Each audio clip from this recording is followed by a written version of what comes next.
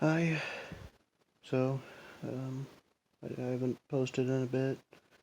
It's a combination of I got stuff going on and, nobody's watching anyway, so, but I said I would finish this, so I'm gonna do it, even if I'm the only one who still cares.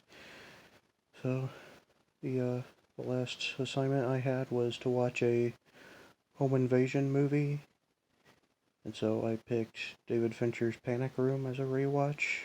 Maybe not a horror movie per se, but it is a home invasion thriller.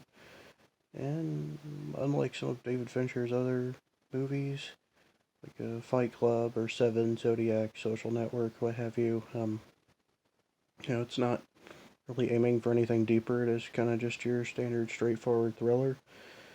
But as far as straightforward thrillers go, it's honestly better than a lot of other directors who try to be great still.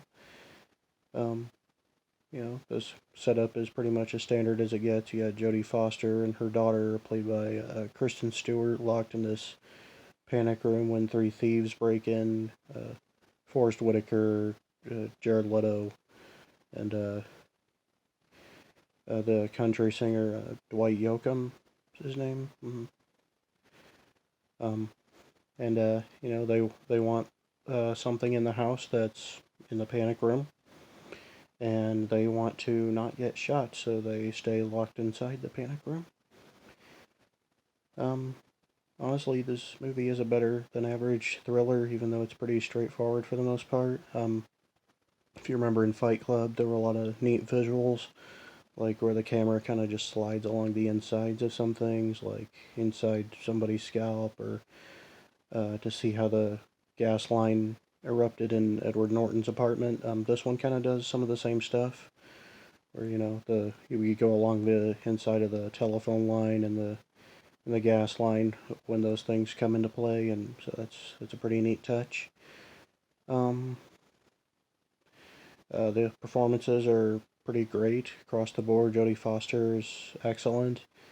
Uh, Kristen Stewart, not great, but better than you might expect from Bella Swan. She's not Bella. She's actually a strong character in this one that you can relate with.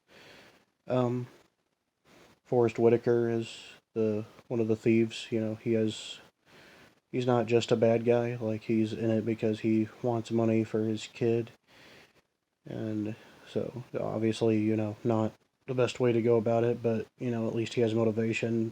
They all seem to some extent, which I like. I don't really like the one-dimensional bad guys. Like, each of them seems to have a reason for being there. Like, Junior Jared Leto's character kind of put the whole thing together because uh, he wants money that the former owner of the house was his grandfather and left the money in there.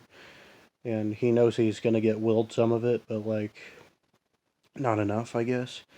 And so his motivations are selfish, but at least you know what they are. We get his character, even if we despise it. And he's just being a selfish prick. But, you know, at least that's a development more than a lot of these types of movies give. Then you got Dwight Yoakam as Raoul, probably the most bloodthirsty of the crew. I don't know if they ever really give him a motivation. He's just kind of crazy. He just wants money, and honestly, he'll kill with little to no provocation. And yeah, he's the one, like, wild card of the group that you're not entirely sure what's driving him. Just don't piss him off. You know, kind of like the bad guy from No Country for Old Men, uh, or in Fargo. Actually, watching him and Jared Leto interact, they kind of reminded me of Peter Stormare and Steve Buscemi in Fargo. How they would interact. How one's the temperamental one who never stops talking, and one's the more quiet, bloodthirsty type. Kind of reminded me of those two villains in Fargo. Um, but also, I just really like Jodie Foster in this movie. She's kind of the timid mother, but she she takes a lot of risks in the movie and finds her courage to try to protect her daughter, who also manages to hold her own pretty well. And, and Forrest Whitaker, he's probably the most likable of the thieves. He ends up making some good decisions, and yeah, it's a pretty neat movie. I think it's a very underrated movie of David Fincher's filmography. I would consider it one of his lesser works, but it's still really good. Um, if I was gonna rank David Fincher's films, it would probably be towards the bottom, but it's still really good. He's one of my favorite living directors, and I would consider even his lesser works to be better than a lot of other directors' best work. And the score is great throughout too. It's Howard Shore, who also scored David Fincher's earlier film Seven, and also scored another serial killer movie you may have heard of called Silence of the Lambs, as well as Lord of the Rings and some other not quite as murdery stuff like that. But I'm not here to talk about Howard Shore's catalog. I'm here to talk about this movie. Yeah, honestly, I could see Hitchcock making something similar back in his day. Um, not quite as bloody or vulgar in the dialogue, but I could see him doing kind of a plot like this with a setup like this with characters like this. I don't know if he would have been quite as feminist with how the leads were, given how Hitchcock didn't have the best reputation among the ladies in Hollywood, if you know about him. But anyway, yeah, I found it a very gripping, suspenseful thriller. I hadn't watched the movie in, uh, like 7 years or so, and yeah, and I wasn't sure how it would hold up, having seen a lot of David Fincher's better films, but I think it's still really good.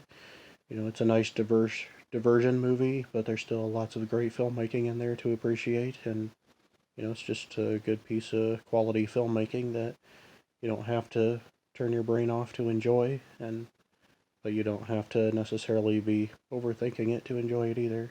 It just strikes that perfect balance of a smart thriller that really anyone can enjoy watching. I think that's a really good kind of movie to aspire to make. Not that I have anything against something that tries to be smarter, of course. A lot of my favorite movies are deeper than this one, but, I think, it strikes a really good balance as far as for those looking to think and to be entertained, which is not easy to do, and I commend Fincher and the screenwriters for it. And I'd probably give this movie a 4, but I probably like it better than other movies that I've talked about for this challenge that I've given a 4. It's probably closer to a 4.5, closer to a 4.5 than a 3.5 for sure, but for now I'm just keeping it at a 4, but it's very, very close to 4.5 for me, and I highly recommend it. If you've seen other of David Fincher's works and you liked them, and yeah, this is probably in the bottom half for me, but still really good, really underrated. I recommend you check it out.